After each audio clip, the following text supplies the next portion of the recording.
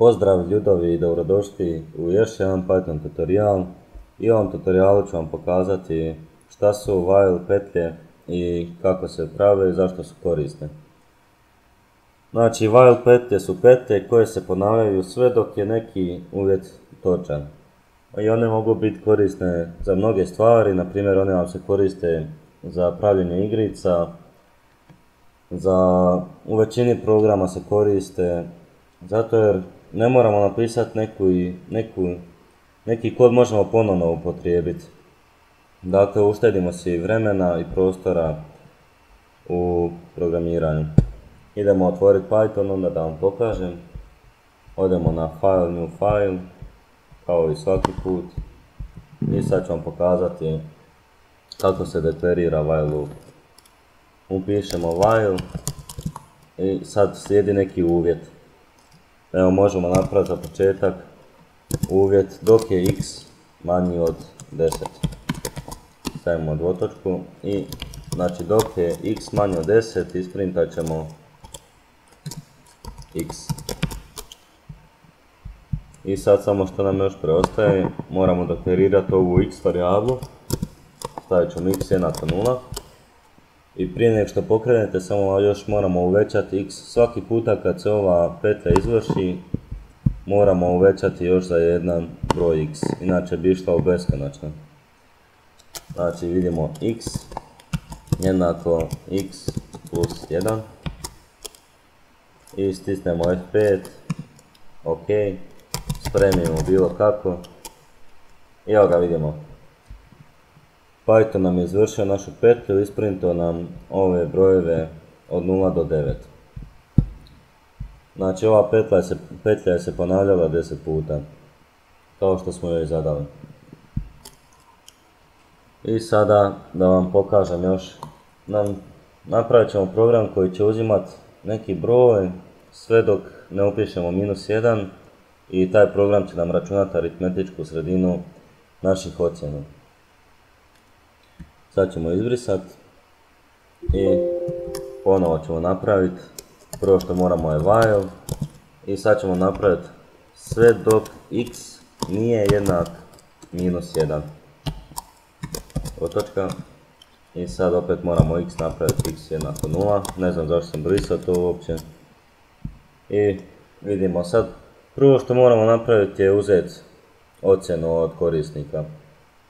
Stavit ćemo x jednako int, zato nam treba cijeli broj, input i možemo ovdje opisati unesite ocjenu. Zatvorimo zagrade, točka zarez i sad šta nam treba? Za aritmetičku sredinu nam trebaju dvije stvari. Treba nam zbroj svih ocjena i broj ocjena koje smo unijeli.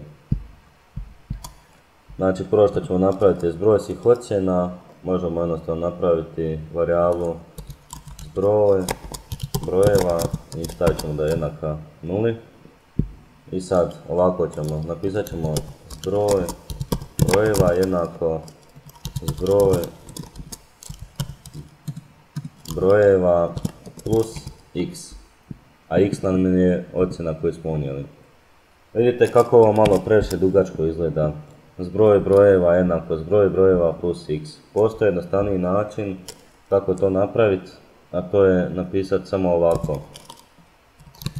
Zbroj br plus jednako x.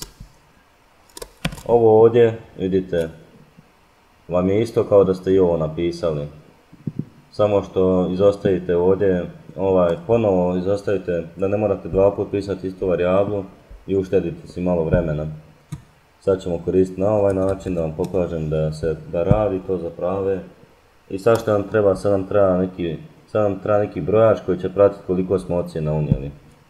Napravit ćemo prvo varijablu, brojač, stavit ćemo da je sad 0 na početku i stavit ćemo brojač plus jednako 1. Znači samo da ponovimo, to vam je isto kada smo i ovo napravili. Brojač jednako brojač plus 1.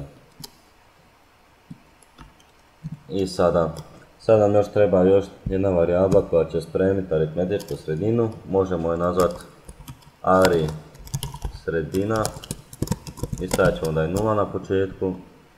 I ovdje samo izračunamo jednostavno, to svako zna kako se računa aritmetička sredina. Upišemo ari sredina jednako i onda uzmemo zbroj brojeva i podijelimo sa brojem ocjena koje smo unijeli. A to nam je spremljeno ovdje u brojaču. Brojač, točka zarez i sad samo nam još preostaje da isprintamo. Print aritmetička sredina je, stavimo end i razmak napravimo. Ovaj end, samo da se podsjetimo, to vam kaže Pythonu da nastavi printat u istom redu. I stavit ćemo print ari sredina i točka zarez, ajmo sad isprobati.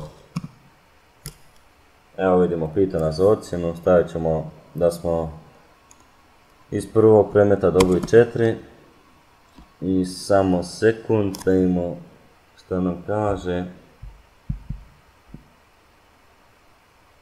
Zbroj brojeva nije definiran. Aha, vidite ovdje nisam dobro napisao. Napisao sam zbroj, a ne zbroj. Oprostite za ovu grešku. Idemo sad opet pokrenuti. Idemo sad probati. Recimo da smo iz prvog predmeta dobili 4. Evo ga sad radi. Iz drugog predmeta 3. Iz trećeg 3. Iz četvrtog 5. I iz trećeg iz... ne znam kojeg 2. Vidimo zbroj ocjena je 3,2 i sada ako hoćemo završiti petlju moramo upisati -1 i vidimo, završilo nam je petlju, ali imamo jedan problem. Ispisalo je još jednom aritmetičku sredinu i oduzelo nam je jednu ocjenu, što naravno ne želimo. Sad to ćemo jednostavno popraviti, samo ćemo napraviti jedan if statement, vidite dođe korisno i sad ćemo napraviti da nam izvrši sve ovo dolje samo ako x nije jednak -1. Ajmo sad probati opet. Unijet ćemo prvu ocjenu. Ne znam, uzmite bilo koje ocjene, nije uopće bitno. Evo ga. I sad ćemo unijeti -1 da vidimo. Evo ga. Znači aritmetička sredina je 2,8 i uspjeli smo napraviti program koji na jednostavan način računa aritmetičke sredine ocjene. Eto, hvala vam na gledanju i uživajte do sljedećeg puta. Ako ste išta naučili pametno iz ovog videa, pretplatite se, lajkajte video i hvala vam na gledanju.